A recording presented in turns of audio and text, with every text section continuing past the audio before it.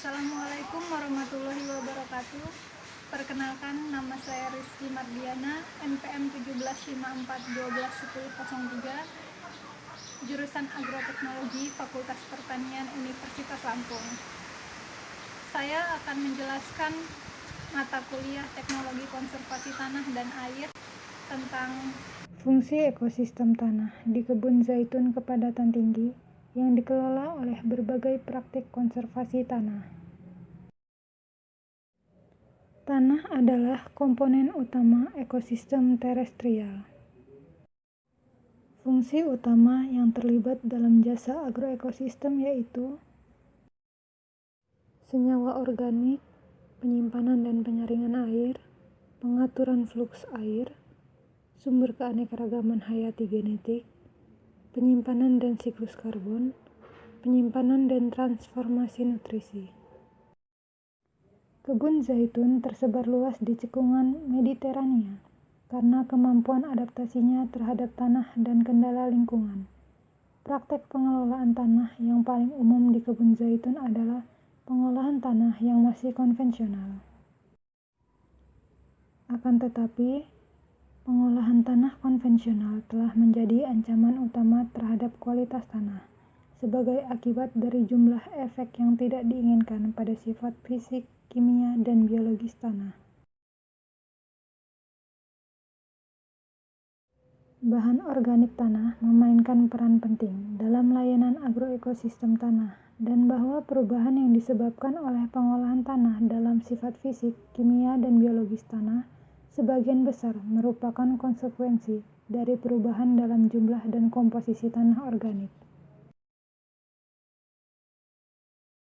Pengolahan tanah konservasi direkomendasikan oleh pedoman UI untuk pengelolaan lahan berkelanjutan. Prinsip dasar pengolahan tanah konservasi untuk meminimalkan gangguan fisik tanah melalui operasi mekanis yang mengecualikan inversi tanah dan memungkinkan retensi residu tanaman yang lebih tinggi di permukaan tanah. Tanpa olah tanah dan olah tanah minimum secara efektif meningkatkan penyimpanan karbon organik dan menciptakan kondisi tanah yang lebih baik di lapisan tanah atas daripada pengolahan tanah konvensional. Penggunaan vegetasi alami atau tanaman terpilih di kebun antar baris telah menunjukkan potensi besar untuk penyerapan karbon dan peningkatan kesuburan tanah. Vegetasi penutup tanah menyerap energi air hujan sehingga melindungi permukaan tanah dari gangguan agregat, pengerasan dan erosi, dan membantu mengurangi pemadatan tanah yang disebabkan oleh lalu lintas mesin. Bioindikasi adalah alat berharga yang memungkinkan untuk menilai keadaan konservasi suatu ekosistem berdasarkan pada organisme hidup yang dikandungnya. Beberapa kelompok mikroarthropoda sangat sensitif terhadap gangguan tanah dan mereka semakin menarik perhatian sebagai bioindikator untuk penilaian kualitas tanah. Mikroarthropoda sebagai pengatur biologis memberikan kontribusi yang signifikan terhadap pembentukan tanah, transformasi bahan organik tanah, siklus unsur hara dan terlibat dalam berbagai interaksi dengan mikroorganisme dan invertebrata lainnya. Bahan dan metode. Bahan tanaman dan lokasi. Kebun zaitun Olea Europae LCV Frantoio. Perawatan dan pengelolaan tanah. Konservasi tanah CT oleh garu lepas landas yang digerakkan daya dengan bilah vertikal.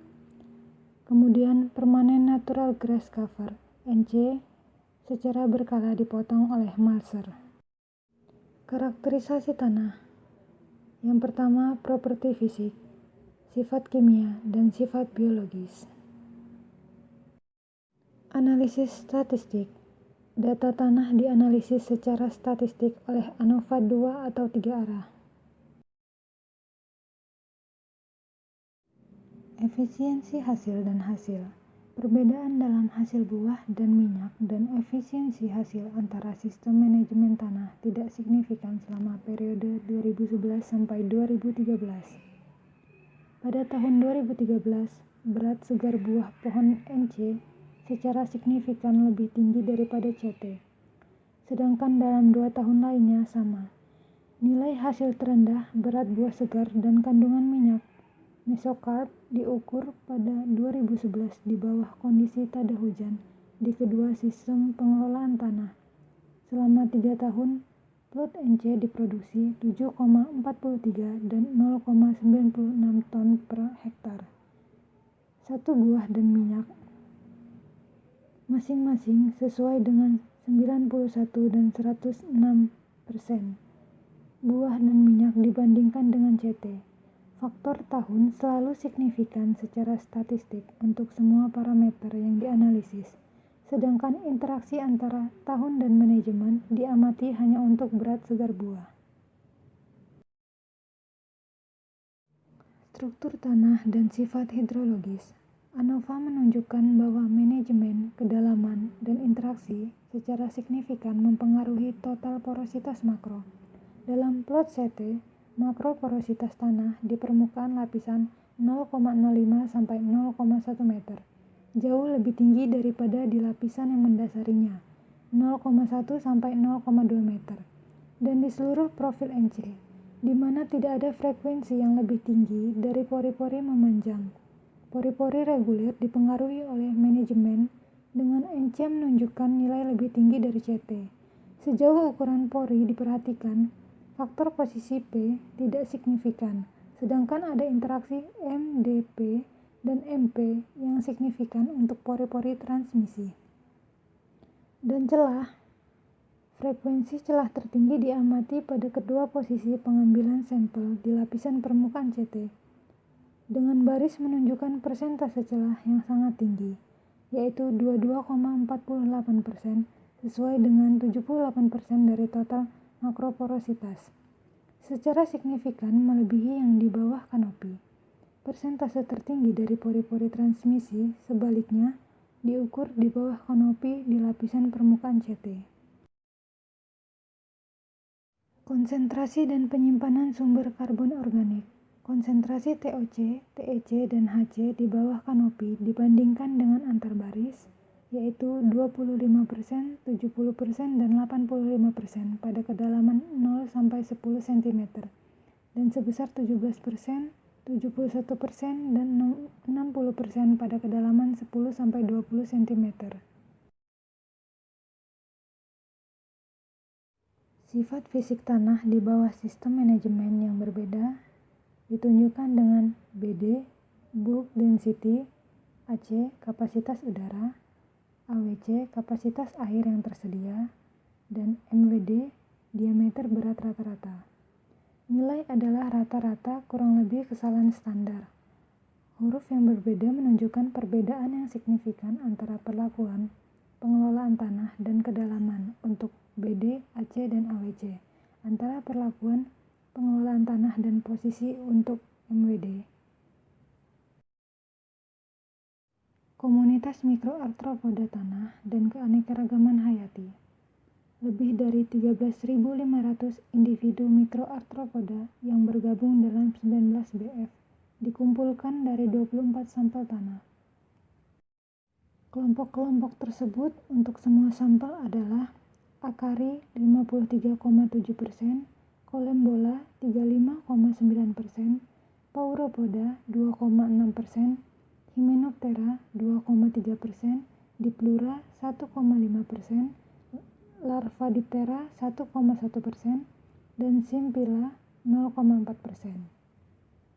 Kelompok mikroartropoda lainnya termasuk Heteroptera, Diplopoda, Isopoda, Araneida, Chilopoda, Coleoptera, Pesocoptera, Thysanoptera, Embryoptera. Secara sporadis hadir lebih dari 40 spesimen per BF. Secara keseluruhan, kelompok Acari didominasi oleh Oribatida, yang dicatat 51,3% dari semua tungau, diikuti oleh Prostigmata 26%, Mesostigmata 20,7%, dan Astigmata hanya terjadi pada CT 2,1%. Hubungan antara sifat-sifat tanah, hanya dua komponen pertama yang dihasilkan dari PCA, terhitung sekitar 71% dari total varians, menunjukkan signifikan hubungan antara parameter fisik, kimia, dan biologis tanah. Secara keseluruhan, komponen-komponen ini membantu memahami perilaku tanah di bawah dua sistem manajemen yang berbeda. Secara khusus, komponen pertama menyoroti hubungan di bawah NC, terlepas dari jarak dari pohon, sedangkan komponen kedua menyoroti hubungan di bawah kanopi di bawah CT. Dapat dilihat bahwa TOC total tanah, TEC yang dapat diekstraksi, HC konsentrasi karbon organik, DH tingkat humifikasi. Pada peningkatan kedalaman yang berbeda di bawah tutupan rumput alami NC dan tillage konservasi CT, UC sama dengan di bawah kanopi, IR sama dengan antar baris. Nilai adalah rata-rata kurang lebih kesalahan standar. Huruf yang berbeda menunjukkan perbedaan yang signifikan antara perlakuan pengelolaan tanah, kedalaman, dan posisi. Keberlanjutan praktik pengelolaan tanah tertentu hanya dapat dinilai menggunakan pendekatan komprehensif untuk mengukur dampaknya terhadap fungsi agroekosistem tanah, tergantung pada sifat-sifat tanah lokal. Efek pengelolaan dapat berkisar dari perbaikan ke destruktif. Dalam kondisi eksperimental, jelas bahwa pengolahan tanah, konservasi, dan tutupan rumput diinduksi tanggapan yang berbeda. Penyerapan karbon, keanekaragaman hayati, dan pergerakan retensi air mendorong penerapan adopsi tutupan rumput alami sebagai alternatif untuk pengolahan tanah, konservasi, untuk keberlanjutan ekologis yang lebih baik dari pengelolaan kebun zaitun di wilayah Mediterania. Diperlukan penelitian lebih lanjut untuk secara komprehensif menafsirkan berbagai interaksi kasual antara mikrotanaman, bahan organik tanah, dan status fisik tanah. Mengingat bahwa pengelolaan tanah yang berkelanjutan dapat menggabungkan tujuan produksi dengan tujuan perlindungan lingkungan adalah salah satu prioritas kebijakan pertanian. Sekian penjelasan dari saya. Apabila ada salah kata, saya mohon maaf. Kepada Allah saya mohon ampun. Saya akhiri. Wassalamualaikum warahmatullahi wabarakatuh.